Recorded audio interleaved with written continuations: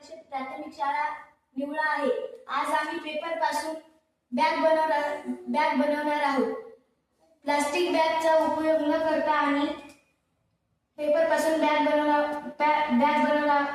बनवणार आहोत। चला तर मग बघू। प्लास्टिक टाळण्यासाठी आम्ही पेपर पासून बॅग बनवणार आहोत, जे की पर्यावरण पूरक आहे।